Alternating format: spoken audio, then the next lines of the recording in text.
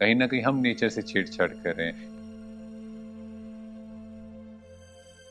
यहाँ पर कोई भी व्यक्ति किसी से मिलता है तो कैसे मिलता है कि इसके पास क्या फाइनेंशियल स्टेटस है, इसका क्या पद पोजीशन है। सतयुग त्रेता में कैसी दुनिया होगी जहां पर गायें आराम से कहीं भी घूम रही होंगी। एक बहन अकेले कहीं घूम नहीं पा रही, उनके अंदर ये डर रहता है कहीं उनके साथ कोई गलत व्यवहार ना करे। आज हम श्री शिव महापुराण पर आगे की चर्चा करते हैं। आज हम दोस्तों स्वर्ग की महिमा के बारे में जानेंगे। तो भाई जी आपका स्वागत है। ओम थैंक यू। शांति। ओम शांति ब्रदर। तो भाई जी जैसे हम स्वर्ग की महिमा करते हैं कि वहाँ बिना तेल के ही दीपक जलते थे। ये एक इंडिकेट करता है आत्मा रूपी दीपक की।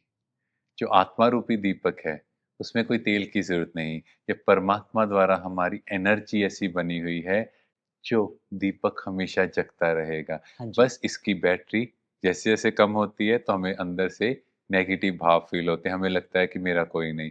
और जैसे हम उस परमात्मा से कनेक्ट करते हैं तो इसकी बैटरी चार्ज होना शुरू हो जाती है। जी। इसके लिए इस दुनिया की कोई भी स्थूल चीज नहीं चाहिए, तेल डालना है या कोई चीज डाल के इसको जलाना है, नहीं। इसके लिए सिर्फ उस परमात्मा का प्यार और उसकी शक्ति चाहिए। हाँ जी।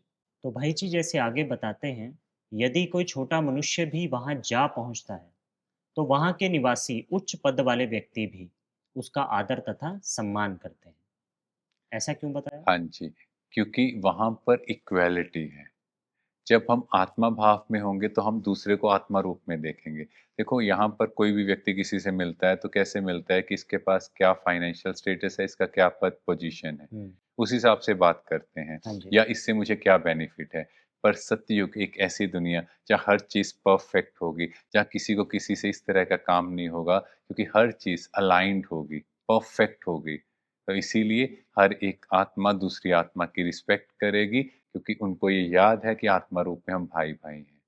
मीन्स वो प्योरेस्ट फॉर्म, और जो हमें इस विश्व में भी लेकर आनी है।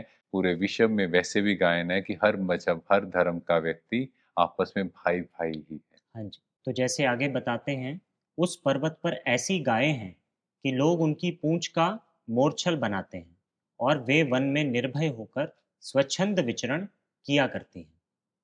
इसको थोड़ा समझाएं। हाँ जी, तो यहाँ हम समझें कि गाय है ना क्या है, ऑलवेज देने वाली देने में। है ना।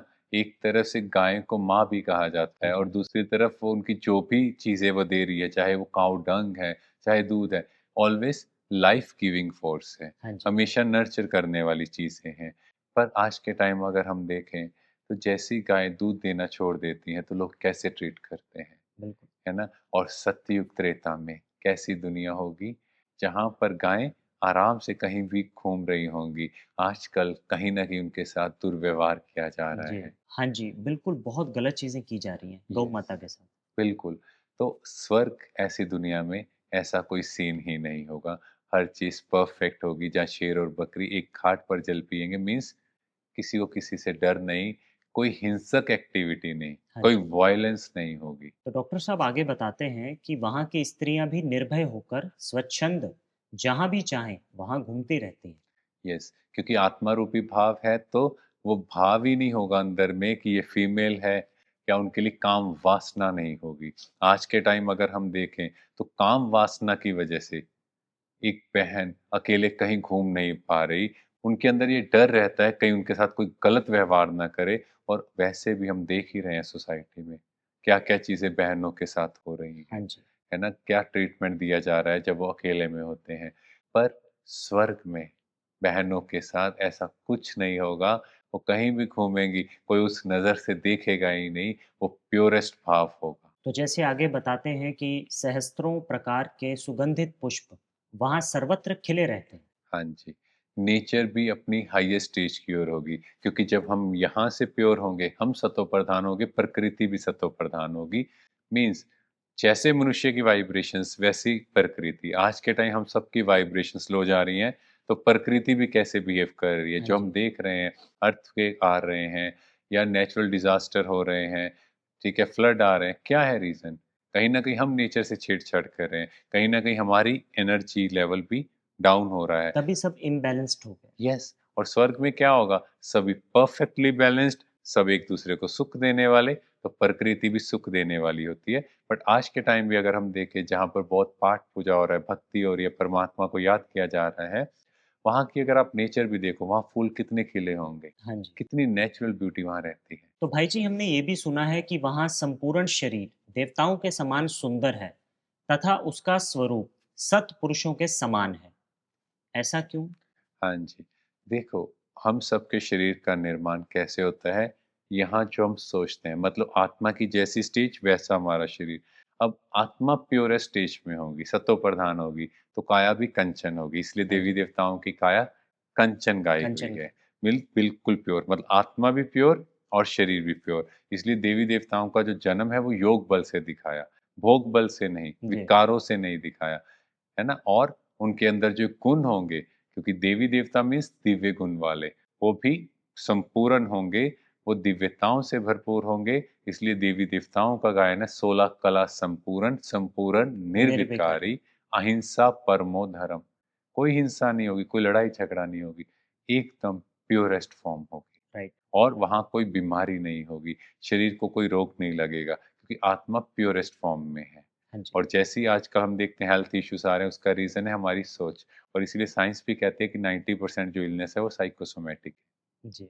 तो जैसे आगे बताया कि वे बहुत निष्पाप और बुद्धिमान होंगे। है। यस, बुद्धि कैसे आई?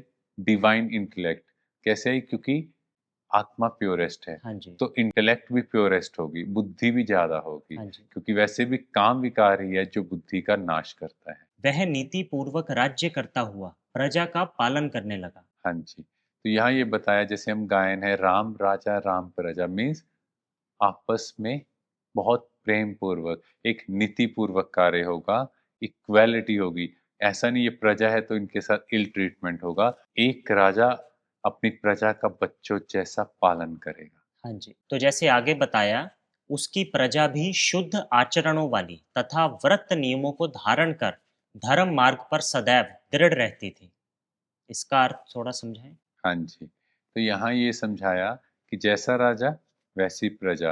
राजा भी आत्मिक स्टेज में है, तो प्रजा भी वैसी है। राजा भी नियम कायदों पर चलेगा तो प्रजा भी वैसे चलेगी। हाँ जी। क्योंकि आज के टाइम देखते हैं, राजा भी कहीं न कहीं कैसा हो चुका है, तो प्रजा भी वैसी होती वैसी जा होती रही जाती है ना? तो हर चीज़ ऊपर से नीचे की ओर चल रही है। है, जी। तो वहाँ पर हर चीज़ प्योरेस्ट होगी। हाँ जी। और वहाँ पर जो राजा है वह किसी भी कार्य में शीघ्रता नहीं दिखाते। हाँ जी, तो ये समझना है, जो शीघ्रता है, किसकी निशानी है? वो है बॉडी कॉन्शियसनेस की। जब हम इस बॉडी में होते हैं तो हम हर कार्य के लिए जल्दी करते हैं, जल्दी, जल्दी, जल्दी। ऐसे नहीं, ऐसे होना चाहिए, तुमने ये गलत क्यों किया? हम उसकी वेट नहीं करते, पर जैसे हम सोल कॉन्शियस की ओर जाएँगे, तो हम हर कार्य परफेक्ट करेंगे। हर कार्य करने की कला होगी। जैसे आपने देखा होगा, जब आप जल्दी-जल्दी में कोई कार्य करते हो, उस कार्य करने में ज़्यादा टाइम लग जाता है। पर जब आप सोल कॉन्शियस की ओर आत्मा रूप में वो कार्य करते हो, वो कार्य जल्दी भी हो जाता है और उस कार्य में करेक्शन नहीं करनी पड़ती। हाँ जी। और ऐसा व्यक्ति अहंकारी भी नहीं होगा, हाँ जी। क्योंकि बॉडी कॉन्शियस में ही अहंकार आता है, मैं और मेरेपन का। जब हम सोल कॉन्शियस में होंगे तो हमें याद होगा कि I am a soul playing this beautiful role. जी। और ऐसा राजा जब सबके साथ इक्वालिटी का ट्रीटमेंट करेगा, तो वहां पर ना कोई चोरी की बात होगी, ना कोई लड़ाई झगड़ा होगा। बिल्कुल। सबको क्या होगा, अपनेपन का, एक परिवार की फीलिंग आएगी। हाँ जी। और ऐसा भारत ही वासुदेव कुटुंबकम स्वर्ग में ही होगा, और ऐसी दुनिया में ही हमें खुद को जाने के लायक बनाना है। शुक्रिया भाई जी। Thank you. दोस्तों, ऐसे भारत की महिमा जो हम सभी ने शिव महापुराण के माध्यम से सुनी, उस स्वर्णिम भारत में हम सभी को जाना है। उसके लिए खुद को तैयार करना।